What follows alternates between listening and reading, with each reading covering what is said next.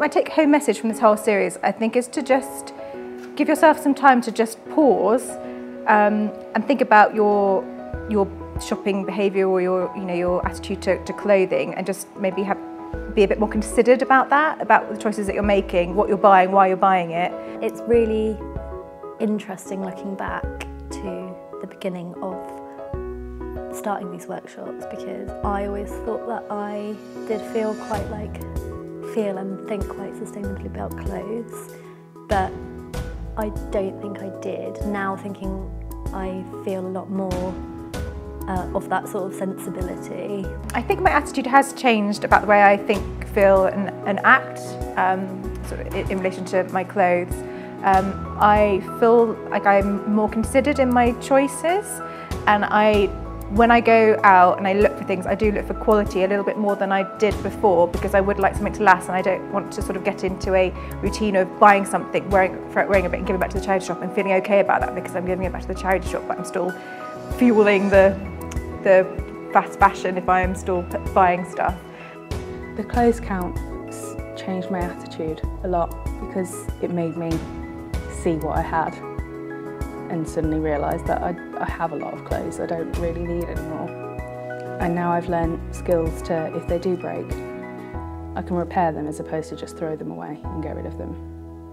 I shop more for necessity now than desire. I think that before starting these workshops, I wasn't really aware on how bad the fashion industry has been for the environment. But I didn't think, that the fashion business is, for instance, the second pollutant, in the whole world, second only to oil, businesses. So basically the impact is much bigger than what I thought. I want to buy from now on only natural fabrics, preferably organic, or upcycle them. Because we had these 2 months without the workshops, and I couldn't actually reflect on that before. But now when I've had this break and I can see the change that this has brought into my way of thinking and consuming, I've definitely stopped buying almost any clothes, because I don't really need, because I don't grow anymore, I don't really need new clothes. Well, for me, as I think for everyone, seeing the film True Cost was really one of the most motivating things for making a change. I'm more likely to go into charity shops now, because I was quite surprised what you could find. I didn't think I'd find a Roxy skirt in there, so I definitely go into charity shops more often.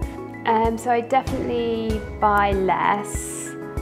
I've definitely moved away from fast fashion. I was already moving away anyway, but this has kind of cemented it. So the kind of workshops and learning about where kind of fashion comes from.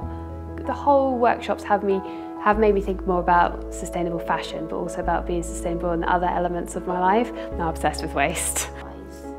I have had skills from the past, but in some ways it's been lovely to reconnect. And also I've had a problem with my eyes sort of over the past few years, and I haven't felt very confident about sewing and machine sewing, and I've avoided it, but now I find that I can do it and I'm really enjoying it again, so that's nice. And I think it's given me a lot more confidence to start doing things. And what I'm hoping to do from now is set up some sort of workshops in Plymouth where maybe people will get together and just mend or learn how to knit. I think the message is definitely based on the conversations I've overheard and the conversations that have been happening in the last 2 workshops. I think they definitely are thinking differently or thinking more deeply about their clothing. What I think happened was that people were developing an awareness about the sustainability implications of fashion, probably actually from the start, but they became more and more aware of things as we went through the programme of events. So the True Cost of Fashion film, I think, was quite pivotal in thought. But then in terms of acting, we did learn how to repair, fix and upcycle things that had been given to pretty much a throwaway charity shop where we were buying stuff for £1 that the other charity shops couldn't sell. I'm very happy with what we've done on the project. We have some pretty powerful evidence here, but it's qualitative data, so it's very, very rich in meaning. But unfortunately what we can't do is generalise this to the population at large, because we have a fairly small group of people.